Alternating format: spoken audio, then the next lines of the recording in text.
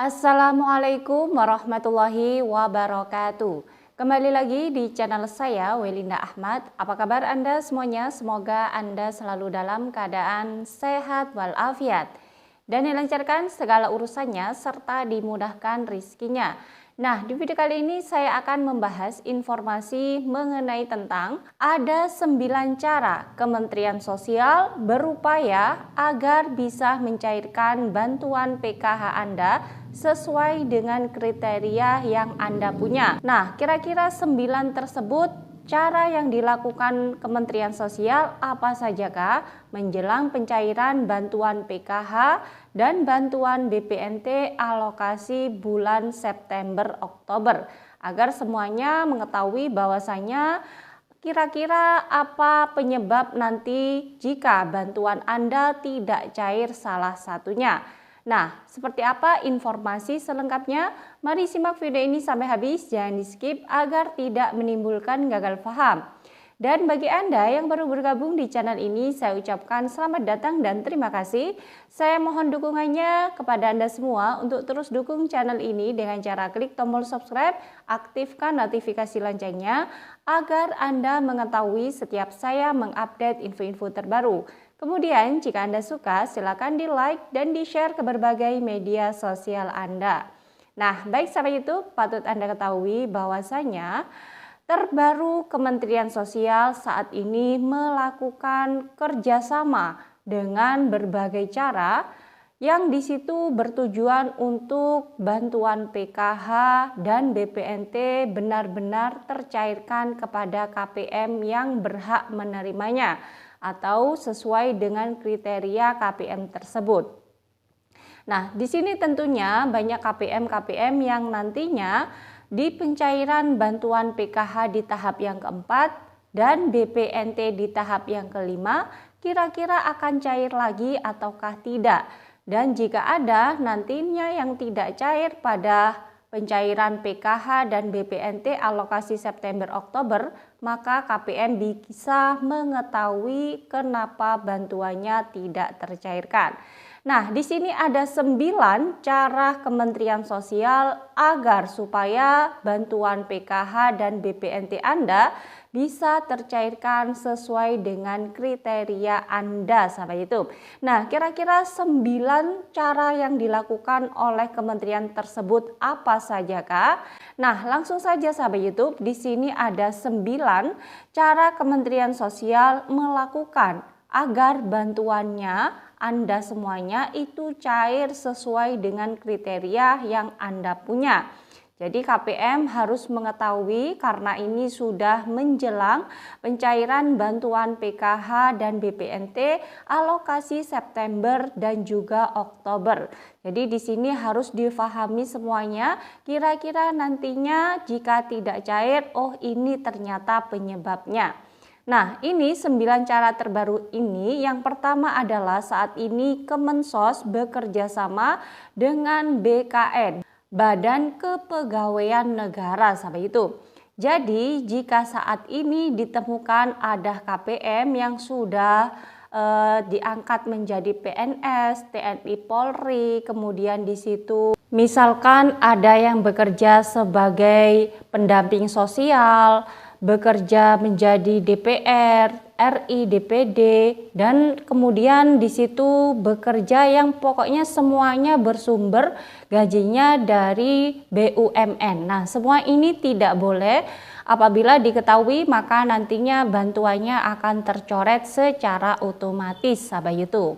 Kemudian yang kedua adalah cara Kementerian Sosial melakukan agar bantuan PKH itu cair sesuai kriteria.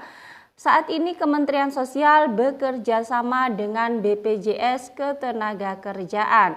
Nah, di sini perlu Anda ketahui sahabat YouTube bahwasanya siapapun yang saat ini sudah bekerja dan terdaftar di BPJS Ketenagakerjaan, baik itu anaknya KPM, suami KPM, ataupun yang satu keluarga di KK tersebut ada yang bekerja dan sudah terdaftar di BPJS Ketenagakerjaan, maka di situ otomatis bantuannya akan berhenti. Misalkan anaknya bekerja di Indomaret, bekerja di Alfamart, ataupun bekerja di perusahaan atau pabrik yang di situ gajinya di atas UMR dan bekerjanya sudah terdaftar di BPJS Ketenagakerjaan, maka di situ otomatis bantuan PKH-nya maupun BPNT-nya akan terhentikan secara otomatis. Kemudian yang ketiga adalah Kemensos melakukan cara agar bantuannya cair secara tepat sesuai kriteria adalah yang ketiga, Kementerian Sosial bekerja sama dengan Kemendikbud dan Kemenak, sahabat YouTube. Nah, ini bersangkut paut dengan anak-anak KPM yang mempunyai anak sekolah. Jadi misalkan data-datanya yang di sekolah tersebut harus aktif di data Dapodik atau data EMIS. Nah, ini nantinya jika data DTKS dan data Dapodik atau EMIS ini sudah sinkron, maka nantinya bantuannya akan cair. Namun jika data Dapodiknya itu belum aktif atau data emisnya juga belum aktif yang nantinya akan menimbulkan ketidaksinkronan dengan DTKS, maka ini menyebabkan bantuan anak Anda yang bersekolah tidak cair karena ini nantinya akan terdeteksi anaknya sudah tidak bersekolah lagi sampai itu. Nah, kemudian cara yang kelima Kementerian Sosial melakukan agar cair sesuai dengan kriteria adalah Kementerian Sosial bekerja sama dengan pihak Kemenkes atau Kementerian Kesehatan. Nah, ini berhubungan dengan KIS ya, bantuan KIS, Kartu Indonesia Sehat.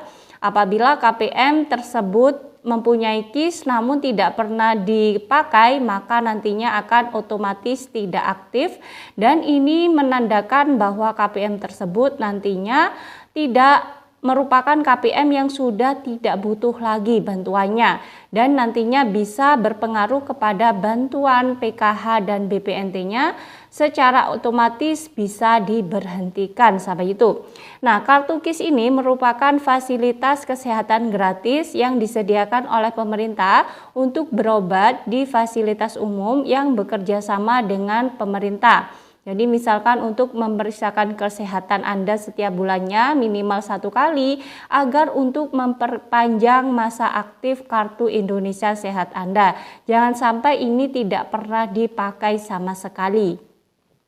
Kemudian cara yang keenam yakni adalah Kementerian Sosial bekerja sama dengan Dukcapil yakni Kementerian Dalam Negeri. Nah, ini berhubungan dengan nomor NIK Anda, kemudian nama Anda, kemudian nomor NIK keluarga Anda yang di sini harus aktif di Dukcapil dan sinkron dengan data DTKS. Misalkan anak balitanya mungkin sudah dibuatkan KK, namun ternyata belum cair juga bantuan PKH-nya. Nah, ini yang harus dilakukan adalah Anda mengecek ke Dukcapil apakah NIK anak Anda sudah diaktifkan atau belum. Nah, biasanya cara mengeceknya itu melalui pihak desa atau pihak kelurahan. Maka nantinya jika di Dukcapilnya sudah aktif semua NIK-nya keluarga Anda, maka barulah bantuannya bisa tercairkan sahabat YouTube. Kemudian cara yang ketujuh adalah Kementerian Sosial bekerja sama dengan mencocokkan hasil foto geotagging pos dengan tujuan mengetahui alamat kondisi rumah. Jadi di situ perlu Anda ketahui biasanya ini dilakukan oleh pihak pos atau petugas lainnya yang setelah pencairan bantuan PKH atau BPNT nantinya akan ada yang namanya foto geotagging ke rumah KPM-KPM yang sudah cair bantuannya.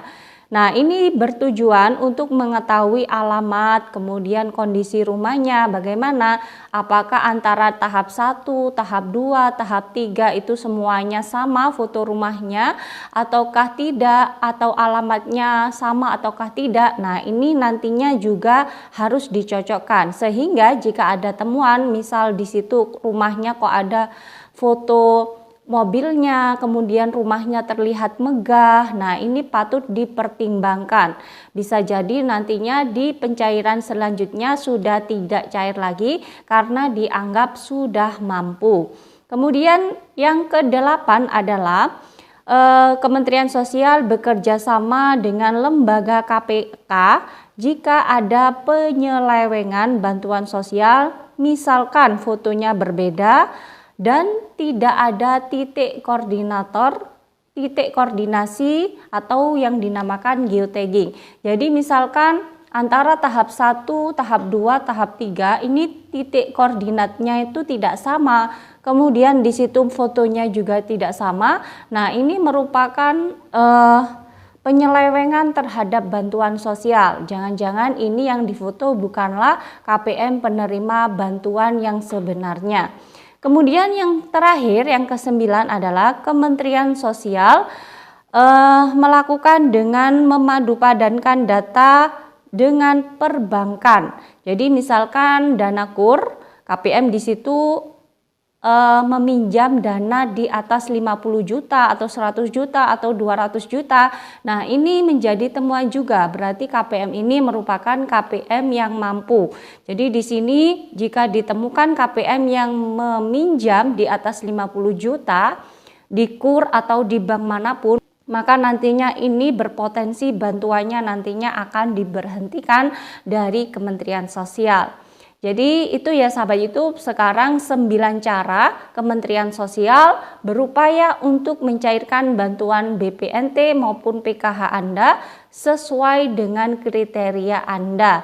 Semoga saja di pencairan bantuan PKH di tahap yang keempat maupun BPNT di tahap yang kelima Anda masih cair bantuannya. Jika nantinya memang terpaksa tidak cair bantuannya, mungkin Anda masuk dalam salah satu 9 yang sudah dilakukan oleh Kementerian Sosial itu tadi. Nah, itu saja sahabat YouTube informasi pada hari ini yang bisa saya sampaikan.